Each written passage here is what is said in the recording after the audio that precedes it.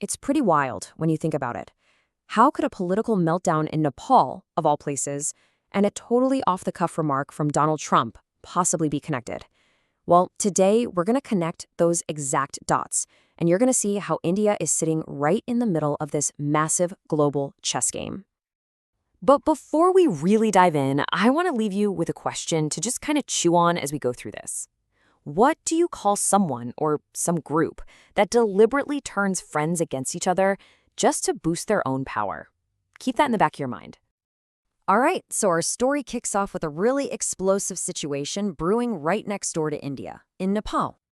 And when I say explosive, I'm not exaggerating. The situation in Nepal is pure chaos. We're talking massive protests, thousands and thousands of people flooding the streets. The parliament building has literally been set on fire. Dozens of people have been killed. The government has, for all intents and purposes, completely fallen apart. And what's really crazy is just how fast this all went down. It was like a set of dominoes. First, the protests erupted. That escalated incredibly quickly to the parliament itself being torched. Then, boom, the prime minister, Cape Sharma Oli, is forced out. And in a move that no one saw coming, the protesters themselves picked an interim leader, Sushila Karki, the country's first ever female chief justice. Just incredible. So what's driving all this rage? What's the fuel for this fire? Well, a huge part of it comes down to a single number, $1,400. That is the average income per person in Nepal. And that single number, signals a deep, deep economic desperation, especially when you see how it stacks up against its neighbors. I mean, just look at this for a second. Put that $1,400 from Nepal next to a place like Sri Lanka, which is at $4,000, or the Maldives at a whopping $13,000. It's not even close. And that makes it crystal clear that the root of this crisis isn't some outside force. No, this is homegrown. It's about years and years of internal corruption and bad management that has just left people with nothing. But of course, instead of taking any responsibility for this mess, the ousted prime minister immediately started pointing fingers, and he pointed them right across the border, directly at India. And here it is, his direct claim.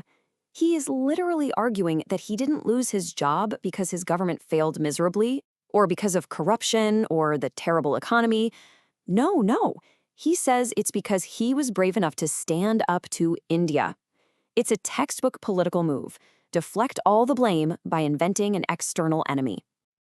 And this wasn't some new idea. He'd been stoking this anti-India fire for a while with these really provocative claims, like saying the real Ayodhya is actually in Nepal. Now, this isn't just some random, silly comment. It is a calculated political strategy.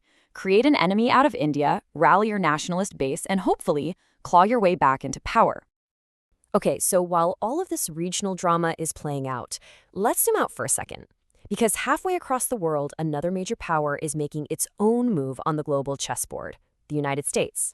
So Donald Trump, in a recent meeting, gave European leaders some pretty jaw-dropping advice. He basically told them, look, we might put 50% tariffs on countries like India and China, but you guys, you should go even harder. You should slap on tariffs of up to 100%. I mean, that is a massive escalation of economic warfare. So you have to ask, why? Why is this happening right now? What's the real motivation here?